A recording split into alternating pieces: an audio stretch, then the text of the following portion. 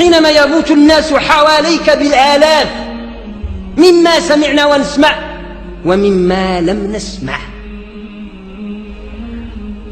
رب الكون يلحظ ما يلحظ في الاجتماع البشري، فيتدخل سبحانه وتعالى بإرادته على قدر لتهذيب وتشذيب البشرية وإعلان النذور. كيصيفط لنا النذور، نذير من وراء نذير، على أن هذا الكون يتهيأ لشيء.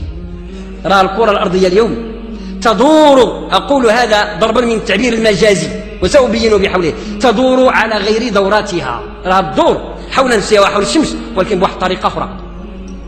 العالم اليوم في منعطف حضاري جديد، يصلخ عمرا ويستأنف عمرا جديدا،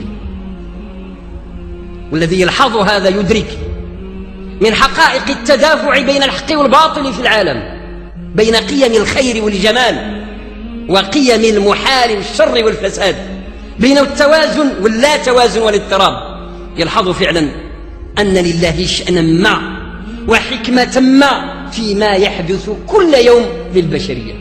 المؤمن الحصيف أولى به وأحرى أن يرجع خاصة في هذه الظروف إلى كتاب الله وسنة رسول الله، يعتصم بالقرآن الكريم تلاوة يومية وذكرا لله لا ينقطع، عسى أن يبصره الله بالصراط المستقيم وأن يبصره بالخطوات التي لزمه أن يتبعها ليفوز بالنجاة في الدنيا وفي الآخرة. اللهم اجعلنا من التوابين واجعلنا من المتطهرين.